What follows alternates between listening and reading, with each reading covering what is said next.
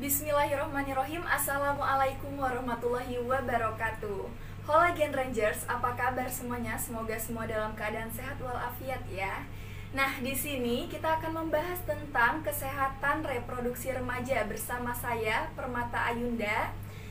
Dan sebelumnya kita berterima kasih kepada pihak Abadi Grand Hotel telah menyediakan tempat pada podcast Bincang Genre episode kedua kali ini. Nah, saya tidak sendiri, saya bersama Dr. Krisna Aditya Wilantara Yusuf. Halo dok. Halo, Ya. Mata. Nah, boleh kali dok memperkenalkan diri terlebih dahulu. Oh iya, perkenalkan, nama saya Krisna Aditya Wilantara Yusuf. Saya seorang dokter umum.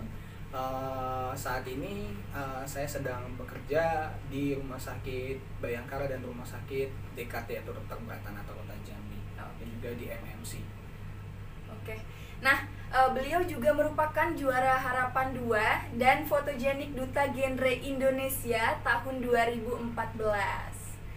Nah, mungkin bisa kita salam genre dulu kali ya. Salam Dok? genre boleh. Iya. Oke, silakan Kita dokter. berdua nih ya, Permata Iya, ya. boleh. Yang mimpin siapa? Saya. Dokter. Oh, dokter. Oke. Oke. Salam genre. Salam. Remaja genre, Sehat, cerdas, ceria. Genre Indonesia, Saatnya yang muda yang berencana. Genre Kota Jambi, Eloknya. Oke. Yeay. Wah, rame ya di sini. Banyak penonton bayarannya. Banyak ini. sekali. Oke nih, lanjut kita ke pembahasan mengenai kesehatan reproduksi remaja. Nah, di sini berbicara seputar kesehatan reproduksi pada remaja nih dok. Kira-kira kenapa sih remaja perlu mengetahui kesehatan reproduksinya? Ini pembahasan yang sangat menarik ya Permata, terutama banyak sekali saat ini remaja-remaja kita, remaja-remaja Indonesia itu yang tidak tahu bahkan bagaimana cara menjaga kesehatan organ reproduksi. Kenapa sih setiap remaja itu wajib tahu, wajib aware sama kesehatan reproduksi? Kenapa? Ya karena kita manusia adalah makhluk yang akan mengalami siklus reproduksi. Nah, Permata nanti akan menjadi seorang ibu. Tentunya kalau menjadi seorang ibu tentunya akan melahirkan. Melahirkan itu merupakan salah satu dari proses reproduksi yang akan dialami oleh manusia. Nah, kenapa selain itu juga kenapa remaja wajib tahu? Selain kita akan mengalami proses reproduksi baik laki-laki maupun perempuan, ya laki-laki nanti menghasilkan sperma yang mana itu merupakan suatu bagian dari proses reproduksi. Nah, penyakit-penyakit yang sering menginfeksi sistem reproduksi baik alat genital ya laki-laki dan perempuan itu seringnya terjadi pada usia dewasa muda atau bahkan remaja. Usia 35 tahun ke bawah itu banyak terjadi infeksi penyakit-penyakit yang bisa disebut sexual transmitted disease atau penyakit menular seksual yang kita kenal sebagai IMS. Nah, ini banyak sekali terjadi pada kalangan remaja. Oleh karena itu penting sekali untuk remaja mengetahui bagaimana sih kesehatan reproduksi dan bagaimana menjaga kesehatan reproduksi. Oke. Apalagi remaja itu masa-masanya yang benar-benar pas, maksudnya yang tepat untuk menjaga reproduksinya ya. Iya, masa tumbuh kembang lebih tepatnya benar, ya. benar. Masih dalam masa tumbuh kembang. Iya. Nah, kemudian nih dok, pada usia berapa sebaiknya orang tua mulai memperkenalkan atau mengajarkan sistem reproduksi kepada anaknya? Maksudnya ini memperkenalkan ya, bukan Iya. mengajarkan. Benar, Kalau benar, mengajarkan memperkenalkan. nanti terlalu dini tingkatnya untuk lebih mengetahui iya, proses benar. reproduksi. Mungkin gini, lebih tepatnya kita sebagai orang tua sedini mungkin ya, sedini mungkin itu ya sedini mungkin ini bisa di usia mungkin ketika anak udah pandai bicara, sudah bisa mengenal sesuatu gitu, misalnya seperti usia 5 tahun ke atas itu kan udah golden period. Nah, kita udah mulai tuh memperkenalkan organ-organ dari tubuhnya, misalnya dia kencing, ini nama organnya. Kita banyak kan masyarakat Indonesia menyebut jenis kelamin itu hal yang tabu, misalnya seperti penis. Banyak kan orang masyarakat Indonesia, orang tua dari masyarakat Indonesia sendiri itu menjelaskan bahwa itu namanya titit, oh itu burung, Iya, oh itu otong gitu loh. Nah, pipis pegang otongnya. Nah, itu salah, nanti anak-anak nggak bakal tahu sampai dia dewasa kalau namanya itu adalah penis. Nih, kita kenalkan aja ini namanya penis, ini fungsinya untuk kencing nantinya. Oh, penis ini aurat, ini nggak boleh dilihat sama lawan jenis, sama orang lain, malu. Nanti diajarin pelan-pelan. Nanti kalau misalnya anaknya habis mandi telanjang-telanjang, terus diajarin pelan-pelan, ayo cepet pakai celana, mungkin nanti malu ininya apa namanya kelaminnya dilihat orang gitu kan. Itu kan diperkenalkan, mulai perkenalkan. Nanti pada saat dia usia mulai SD ya, mungkin sekitar kelas 4 SD ke atas lah ya, kalau menurut saya udah mulai paham.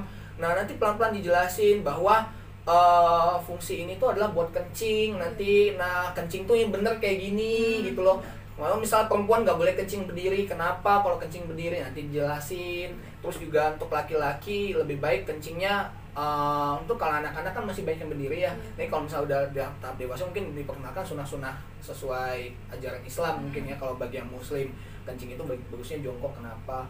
Nah, itu juga harus dijelasin cara pemakaian toilet training yang benar. Nah, itu hal-hal ini dapat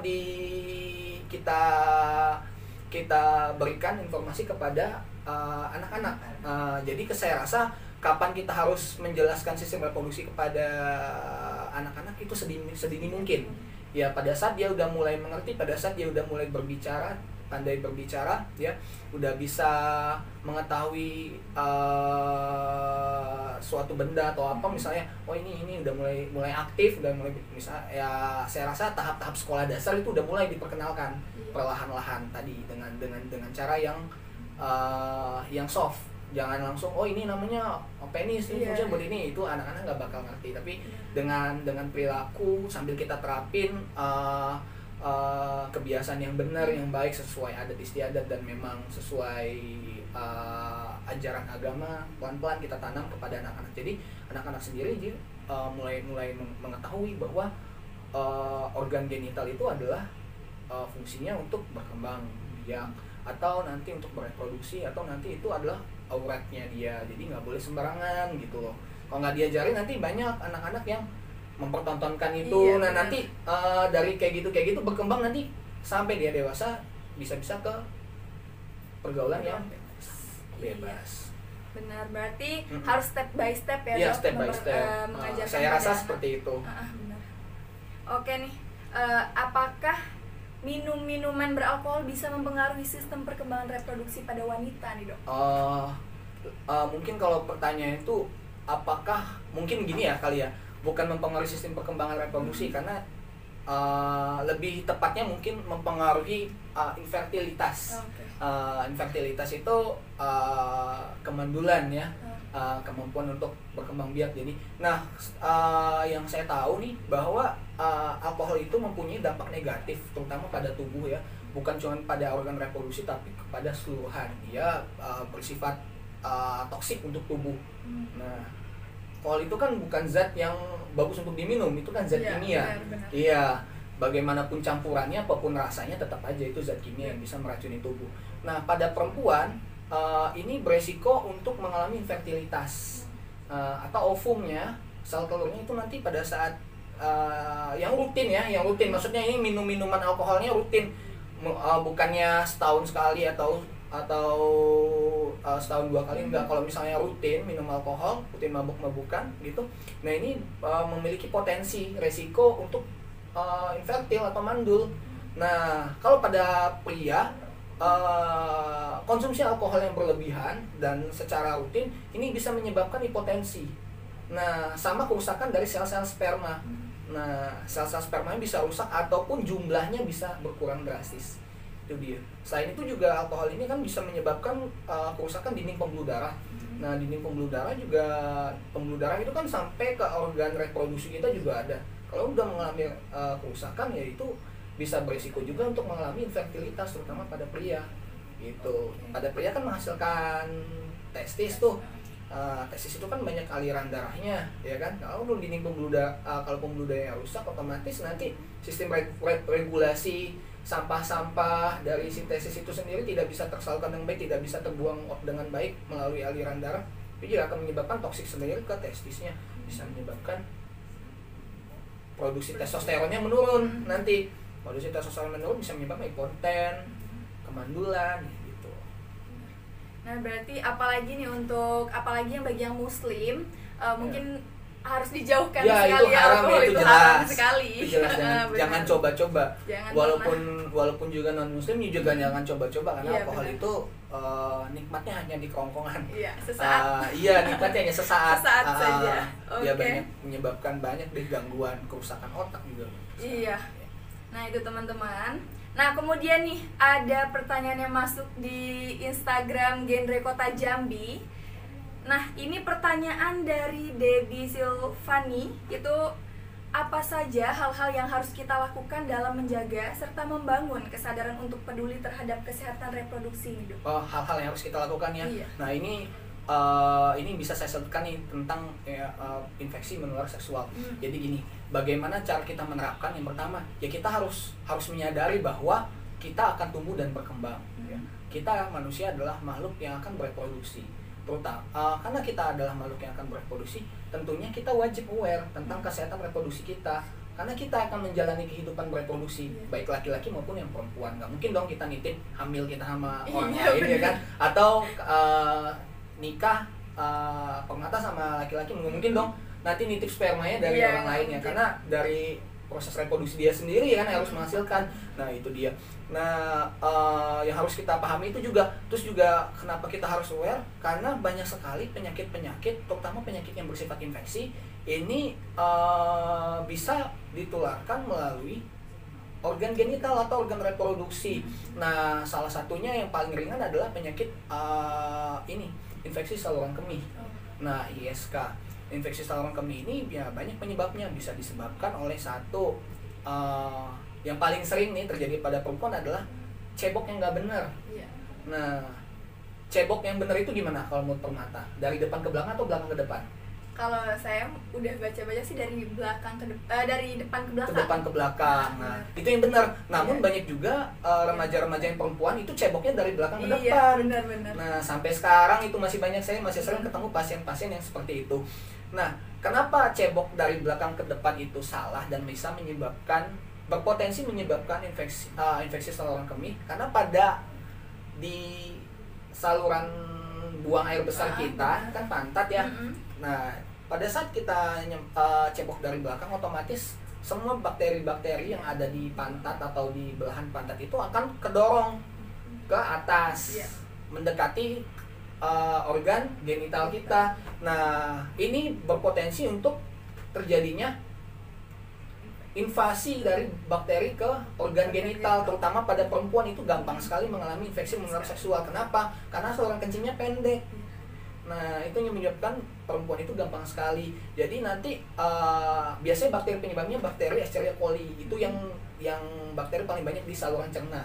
Ya, dari kotoran kita. Itu naik nanti. Nah, infeksi menular seksual ini bisa menyebabkan gejala ringan bahkan sampai gejala berat. Gejala ringannya itu ya bisa menyebabkan infeksi pada mukosa uretra ya, uretritis, atau bisa menyebabkan sistitis, infeksi pada kandung kemih, atau yang berat juga bisa menyebabkan infeksi pada ginjal. Nah, itu kalau pada infeksi pada ginjal, saya pernah ketemu bahkan ada perempuan usia 42 tahun, pasien saya, ginjalnya rusak dan harus dibuang karena infeksi yang berat. Nah, berarti sampai ke ginjal ya? Iya. Nama infeksinya pyelonefritis, itu ada yang ringan, sedang ada yang beratnya severe, yang ini yang memang cukup lama kejadiannya. Tapi ini saya ketemu pasien ini sampai ginjalnya harus dibuang. Ginjalnya itu kotor banget, kayak isi banyak sampah, kayak banyak kotoran gitu. Nah, itu yang harus dibuang. Nah, jadi jangan dianggap remeh bahwa infeksi saluran kemih ini adalah penyakit yang sepele. Jadi ya ada yang gejala ringan, ada yang bisa sampai ke berat, bahkan sampai yang bisa menyebabkan kerusakan ginjal. Berarti saya baru tahu nih, Dok, sampai ke ginjal. Iya, bisa. Bahkan bisa sampai ke infeksi sistemik. Infeksi sistemik itu berarti kalau udah kerusakan ginjal, nanti dia masuk melalui pembuluh darah ginjal, menyebabkan seluruh tubuh, menyebabkan shock septic. Nah, ini berpotensi mengancam nyawa, bahkan bisa sampai meninggal dunia. Iya, jadi selain cebok yang benar, juga yang paling penting adalah minum air putih yang cukup, minimal 2-3 liter dalam sehari. Kenapa? Dengan minum air putih yang banyak, kita akan tentunya kencingnya juga akan banyak. Itu normal. Orang banyak minum pasti banyak kencing. Dengan banyak kencing diharapkan semua bakteri-bakteri yang ada di dalam kami itu dapat terbuang melalui kencing tersebut. Iya. Oke nih dok. Nah selanjutnya nih pertanyaan dari TN. Oh ya, terus jangan lupa ini setelah buang air kecil, si Miss V-nya itu dikeringkan dulu pakai tisu, jangan langsung pakai celana dalam. Kenapa? Nanti lembab. Kalau lembab nanti beresiko timbul penyakit jamur pada kulit organ genital. Itu juga banyak.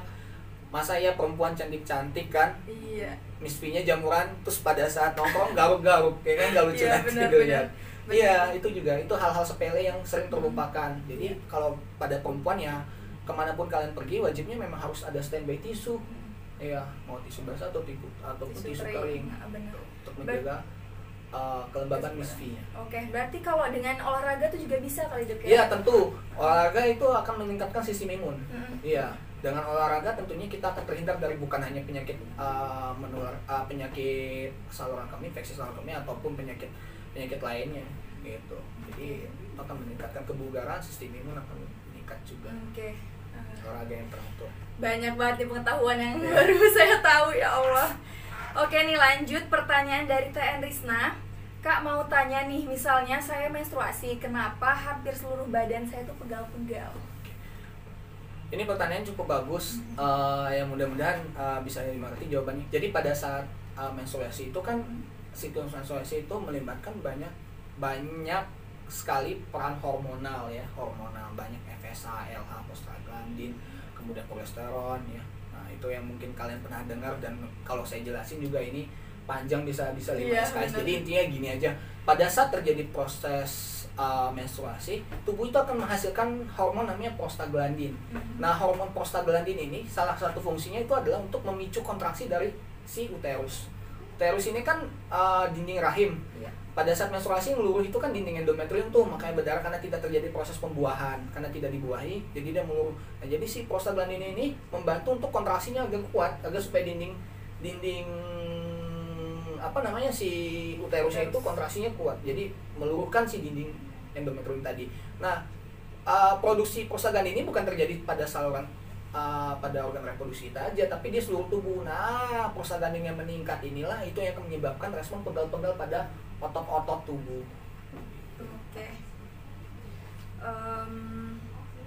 Oke nih dok, ada satu permainan nih, mungkin bisa mengedukasi teman-teman juga, maksudnya bisa memberi sedikit pengetahuan kepada teman-teman. Nanti dokter mungkin bisa diiringi dengan sedikit penjelasan kali ya. Boleh. Oke. Ini permainan apa ya? Mitos atau fakta. Mitos atau fakta. Nah. Oke, mungkin nggak banyak kali ya nih, karena waktunya sedikit lagi. Oke nih, nomor 1, mitos atau fakta kalau pada saat menstruasi tidak boleh minum es? Mitos. Karena menstruasi itu nggak ada hubungannya sama minum es. Kalau boleh tahu, emang pertanyaannya ini lebih spesifik mana? Apakah minum es menyebabkan apa pada menstruasi? Kalau dari pertanyaan itu tadi, mitos atau faktanya? Mungkin karena menstruasi itu, ketika menstruasi minum es itu bisa menyebabkan beku, darahnya beku. Enggak ada. Jadi segala sesuatu yang kalian minum itu nanti akan dicerna melalui usus besar, usus besar. Nanti air-air yang kalian minum itu akan diserap, nanti akan dikumpulkan ke ginjal, dari ginjal nanti akan dibuang melalui urin. Jadi tidak ada hubungannya dengan darah yang membeku. Termasuk juga minum air es juga bisa menyebabkan buncit, itu semua hoax. Ya, jadi saya tambahkan di sini bonusnya. Benar. Itu nggak ada hubungan, jadi mau minum air apa. Jadi mitos ya teman-teman. Ya, itu hanya mitos. Oke, selanjutnya nih. Mitos atau fakta menstruasi yang normal lamanya hanya 1 minggu? Itu termasuk itu tergantung dari siklus menstruasi, itu banyak pengaruhnya permata. Jadi siklus menstruasi normal itu kan terjadi setiap 28 hari sekali ya. Namun bisa juga ada yang 21 hari sampai 35 hari, itu masih dalam batas waktu normal. Nah, siklus menstruasi ini ada banyak macamnya. Ada yang beberapa kelainan pada siklus menstruasi itu tentunya seperti siklus menstruasi yang terputus-putus, atau perdarahan yang banyak, atau siklus menstruasi yang lebih dari 7 hari. Nah, biasanya memang normalnya itu dalam 1 minggu biasanya. Kalau misalnya udah lebih dari 1 minggu itu biasanya termasuk ada gangguan atau kelainan pada sistem pada siklus menstruasi. Namun pada orang-orang yang remaja atau remaja perempuan remaja ini biasanya pengaruh ke hormonal, pengaruh ke stres, pengaruh ke pola makan. Nah itu jarang sih ke penyakit sistem reproduksi yang spesifik kayak kanker atau apa. Ya itu masih dibilang normal dan kalian nggak perlu takut. Oke tuh teman-teman. Jadi mungkin tapi udah. Kalau misalnya memang nanti perdarahannya kalian rasa terlalu lama sampai 2 minggu atau perdarahan terlalu banyak sampai menyebabkan kalian pucat, lemas atau anemia berat, yaitu bagusnya kalian segera memeriksa diri ke dokter kandungan untuk kontrol. Seenggaknya kalian bisa mengetahui ini kenapa gitu loh. Oke tuh. Jadi teman-teman mungkin ini udah pertanyaan terakhir nih. Jadi kesehatan reproduksi itu wajib banget ya dok ya? Wajib. Oh iya, saya pengen tambahkan ini tentang kesehatan reproduksi ini juga pengaruhnya ada berhubungan tentang infeksi menular seksual. Dan infeksi menular seksual ini saat ini sangat banyak sekali dikarenakan remaja-remaja Indonesia ini banyak sekali pergaulan bebas. Nah hati-hati, jangan menganggap remeh seks bebas itu dapat disembuhkan dengan cepat atau dengan gampang dengan obat yang disuntik di pantat itu biasanya kan. Seks bebas ini nanti berpotensi menyebabkan banyak penyakit menular seksual seperti kita kenal gonore, ya, sifilis, kemudian infeksi HPV nanti, kemudian baik ada namanya herpes simplex ya, nah baik seks oral maupun seks mau anal ataupun apa. Nah ini terbanyak itu diinfeksi oleh mereka yang bergonta-ganti pasangan atau seks tidak menggunakan kondom ataupun MSM, male sex male. Nah ya, kayak gay, nah itu banyak sekali yang terinfeksi. Jadi dan beberapa penyakit infeksi menular seksual ini bisa menyebabkan infeksi sistemik. Jadi jangan anggap remeh.